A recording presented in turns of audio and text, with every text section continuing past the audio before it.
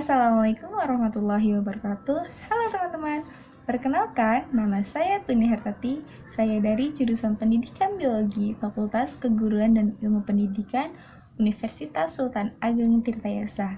Di sini saya akan memberikan sedikit informasi mengenai GMO. Sebelum kita lanjut ke topik inti, marilah kita lihat apa sih arti dari kata GMO tersebut.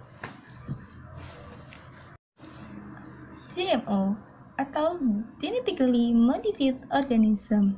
Pasti teman-teman yang udah tahu pasti masih simpang siur kan tentang topik ini. Kalau misalkan yang belum tahu, pasti rasa ingin tahunya kayak semacam api membara banget seperti itu ya teman-teman. Di sini saya akan membahas pengertian GMO terlebih dahulu, yaitu apa sih itu GMO? GMO adalah suatu organisme yang telah dimodifikasi secara genetika yang telah diubah dengan menggunakan rekayasa genetika dengan cara mentransfer, mengambil, mengubah, bahkan bisa menambahkan DNA dari suatu makhluk hidup sendiri. Biasanya tujuan dari GMO tersebut adalah biasanya karena adanya kepadatan penduduk, sehingga di suatu wilayah atau di negara tersebut itu menggunakan metode GMO untuk mengambil keuntungan dari produk-produk tersebut seperti itu. Bisa bertujuannya untuk melakukan suatu keuntungan, yaitu bisa membasmi suatu hama pada sebuah tanaman, dan metode GMO ini juga bisa memperkuat suatu ternak, atau bisa kayak semacam si ternak itu badannya misalkan kebal anti dari suatu penyakit seperti itu. Biasanya tujuan dari produk GMO ini biasanya terdapat sebuah keuntungan, yaitu keuntungannya misalkan dalam sebuah tanaman, misalkan tanaman itu ampuh dari suatu penyakit atau suatu hama yang menyerang sebuah tanaman tersebut. Kalau misalkan di ternak, dalam ternak menggunakan produk GMO ini bisa menguntungkan juga, karena si badan ternak bisa menjadi kebal akan penyakit seperti itu. Topik yang saya akan bahas tentang mengenai pengembangan dan penggunaan bahaya atau tidak bahayanya produk GMO di dalam masyarakat seperti itu. Kembangan GMO dan penggunaan GMO itu sendiri. Kalau menurut saya pribadi, GMO itu masih belum bisa dikatakan bahaya atau tidak bahayanya ya, karena di suatu para ilmuwan juga masih berpendapat bahwa ada yang mengatakan bahaya, ada yang mengatakan tidak bahaya seperti itu. Perkembangan GMO sendiri, salah satunya di Indonesia sangat berkembang pesat. Salah satunya yaitu terdapatnya produk-produk dari luar atau produk import. Biasanya di Indonesia sendiri itu sudah terpengaruh akan adanya produk import, sedangkan produk lokal selalu terabaikan. Kita bisa ambil salah satu contoh dari perkembangan produk GMO, salah satu di Indonesia. Di Indonesia itu produk GMO itu sudah menyebar, karena di Indonesia sendiri itu kayak sudah terpengaruh dengan adanya produk yang import, sedangkan produk lokal selalu terabaikan seperti itu. Terus gimana sih cara penggunaan GMO? Terus baik apa tidaknya gitu, bahaya atau tidaknya produk GMO tersebut. Kalau misalkan dikatakan baik apa tidaknya produk GMO atau bahaya atau tidaknya produk GMO,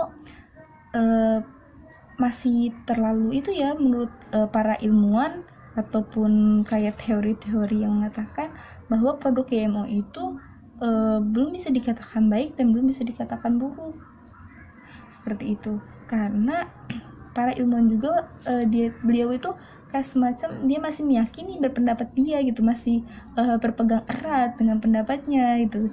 Jadi kita belum bisa meyakini bahwa produk GMO itu baik atau tidaknya. Menurut pendapat saya, GMO itu menurut artikel yang pernah saya baca, produk GMO itu sebenarnya ada yang menguntungkan, pasti ada kan sisi baik dengan sisi buruknya, pasti adalah sebuah produk itu pasti ada efek sampingnya seperti itu. Menurut yang saya baca itu produk GMO itu berbahaya karena di kata awalnya dari pengertian GMO sendiri itu sudah menyangkut kayak bahaya, kayak semacam ada pengambilan DNA, penambahan DNA seperti itu. Terus produknya itu sudah termodifikasi seperti itu. Dapat saya ambil contohnya itu pada sebuah tanaman jagung, di mana tanaman jagung itu disilangkannya tidak sesuai dengan biologis gitu. Pada produk GMO di tanaman jagung ini biasanya sebuah tanaman jagung bertujuannya untuk menjadikan tanaman jagung ini itu menghasilkan panen yang unggul gitu. Maka disilangkan dengan spesies jagung yang lainnya gitu, seperti itu. Terus sehingga selama persilangan ini teknik penyilangannya tidak sesuai dengan penyilangan yang biologis seperti itu. Jadi di situ bisa mengakibatkan metode GMO itu bermain ataupun kayak semacam bereaksi. Dalam produk GMO ini biasanya metode GMO itu melakukan sebuah persilangan itu tidak sesuai dengan biologis gitu tuh. Terus karena apa ya? Karena kalau misalkan di produk GMO itu tidak memikirkan efek sampingnya seperti apa, seperti itu. Dia itu cuma mementingkan hanya keuntungannya saja. Dimana keuntungan dalam produk GMO tersebut banyak sekali teman-teman. Dalam keuntungan produk GMO ini biasanya sebuah organisme atau sebuah makhluk hidup itu akan menjadi unggul, terus tahan akan penyakit gitu, dan lebih banyak hasil panen yang didapatkan seperti itu, dan bisa bisa mengemukkan hewan ternak seperti itu. Namun di keuntungan ini terdapat sebuah kerugian juga yang sangat besar dan sangat berbahaya di produk GMO ini gitu. Misalnya pada sebuah persilangan DNA yang tidak memperdulikan spesies yang berdekatan atau yang di sampingnya tersebut seperti itu. Jadi miris banget kan produk GMO ini. Sebenarnya produk GMO ini ada efek sampingnya dengan ada yang merugikan dan yang menguntungkan seperti itu. Jadi kita juga bingung produk GMO ini berbahaya atau tidak ya teman-teman. Dan kita ambil salah satu contoh, yaitu contoh dari sebuah pertanian, di mana saya mengambil 2 contoh, yaitu tanaman jagung dengan tanaman pisang yang disilangkan. Sebenarnya di produk GMO itu banyak sekali teman-teman, tidak hanya di dunia pertanian saja, melainkan di dunia peternakan juga terdapat sebuah yang menggunakan metode GMO ini gitu tuh. Karena apa? Karena yaitu dia tuh cuma hanya memikirkan keuntungannya saja, tapi tidak memikirkan kerugiannya. Seperti ini pertaniannya itu tanaman jagung dengan tanaman pisang, dimana tanaman jagung itu bisa dikatakan produk GMO itu adanya persilangan yang tidak sesuai dengan biologis, sehingga metode GMO itu masuk ke dalam persilangan tersebut seperti itu. Biasanya si petani ini tidak memikirkan efek samping dari metode GMO tersebut. Karena apa? Dia itu lebih mengutamakan keuntungan dibandingkan dengan kerugiannya seperti itu. Biasanya yang menggunakan produk atau yang menggunakan metode GMO ini hasil panennya akan lebih unggul seperti itu teman-teman. Makanya petani itu lebih mengutamakan menggunakan produk GMO. Tapi kalau misalkan di negara-negara saya, di Indonesia salah satunya, yaitu di kampung saya sendiri, di kampung saya petani masih alami, yaitu dengan menggunakan pupuk biasa seperti misalkan kotoran kambing, kotoran kerbau seperti itu. Sehingga di sini juga panennya kadang ada sebuah kegagalan dan ada sebuah kayak keberhasilan seperti itu. Di persilangan jagung ini, kalau misalkan nih kita menyilangkan jagung satu dengan spesies jagung yang lain, terus persilangannya itu tidak sesuai dengan persilangan biologis, sehingga metode GMO itu masuk ke dalam persilangan tersebut, maka persilangan tersebut itu akan menghasilkan sebuah keturunan yang berbeda gitu, seperti itu. Sehingga kotorannya tersebut itu bisa dikatakan berbahaya, bahkan dimakannya itu bisa mengakibatkan kayak semacam kayaknya terkena kanker seperti itu dan lain sebagainya ya. Kita belum bahas tentang penyakitnya terlebih dahulu atau efek samping dari produk GMO ini.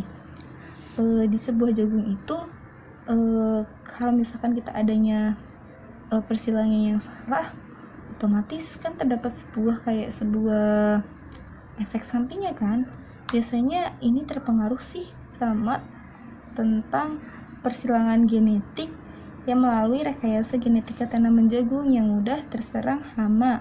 Lalu jika disilangan dengan yang sejenis atau yang disilangan dengan sejenis bakteri yang dapat melawan hama tersebut, sehingga jadilah tanaman yang berbeda seperti itu, dan menghasilkan tanaman tipe baru yang kuat akan serangan dari hama atau kuat akan serangan dari penyakit seperti itu, sehingga produk ini bisa dikatakan termasuk ke dalam produk dengan menggunakan metode GMO. Nah, di jagung ini kan sudah jelas banget ya kalau misalkan produk GMO itu benar-benar dilarang kalau misalkan dalam dunia pertanian.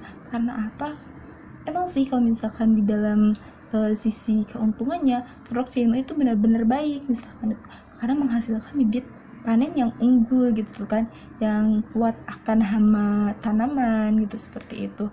Tetapi kasihan juga kan kalau misalkan kita mementingkan keegoisan kita sendiri, sedangkan misalkan teman kita yang sedang kesusahan kita tidak membantunya seperti itu.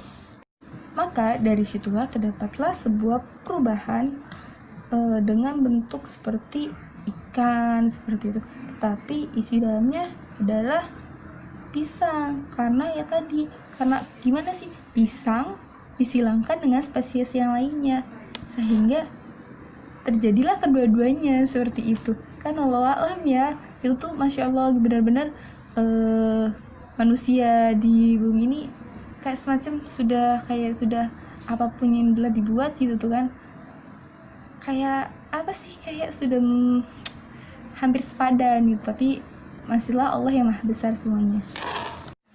Di dalam produk GMO ini biasanya apa sih, kayak masih simpang siur sih tentang kayak produk GMO itu baik apa tidaknya. Saya juga belum bisa memastikan produk GMO ini baik apa tidaknya atau bahaya atau tidaknya gitu kan, karena dari segi penelitiannya juga para pakar akar penelitian itu masih mengatakan bahwa ada yang mengatakan bahwa produk GMO ini baik, ada yang mengatakan produk ini berbahaya seperti itu. Tapi di sini ada efek sampingnya dari produk GMO itu sendiri, di mana produk efek sampingnya itu apalagi di Indonesia sendiri salah satu contohnya, karena di Indonesia sendiri itu kayak semacam di Indonesia itu sudah terpengaruh dengan adanya produk import seperti itu, dan di sini pula dapat menyebabkan kenapa sih gitu tuh dalam beberapa tahun ini di Indonesia itu atau di masyarakat Indonesia itu makin banyaknya penyakit-penyakit aneh yang datang seperti itu, karena mungkin ya di Indonesia kan sangatlah terpengaruh dengan adanya produk import ya, sehingga penyakit-penyakit itu kayak penyakit-penyakit yang aneh-aneh itu datang seperti itu. Dan sekarang juga kan semacam kayak penyakit kanker itu kayak semacam sudah merajalela kemana-mana seperti itu. Contohnya penyakitnya itu penyakit kanker, penyakit kecacatan dari lahir, terus kecacatan yang diderita oleh anaknya gitu, terus berpikir anaknya itu irasional banget, terus adanya juga kemandulan seperti itu teman-teman. Mungkin ya bisa dikatakan produk GMO itu kalau menurut saya pribadi itu bisa dikatakan bahaya gitu kan, karena melihat dari segi penyakitnya aja gitu tuh kan, aduh masya Allah gitu tuh kan, karena di penyakitnya aja udah kayaknya penyakit yang berat-berat banget gitu kan. Ya udah, jadi kita sebagai manusia pada intinya kita itu berusaha dan selalu menjaga kesehatan seperti itu, jangan terpengaruh dengan produk yang belum terversi adanya cap halalnya seperti itu. Mungkin sekian dan terima kasih dari saya. Maaf bila ada salah kata ataupun salah dalam dalam menyampaikan, saya masih terbataskannya sebuah ilmu, karena di sini saya hanya bisa menyampaikan sedikit informasi mengenai tentang JMO itu sendiri, seperti itu. Mungkin sekian dan terima kasih dari saya. Wabillahi taufiq wal hidayah. Wassalamualaikum warahmatullahi wabarakatuh. Semoga bermanfaat. Bye bye.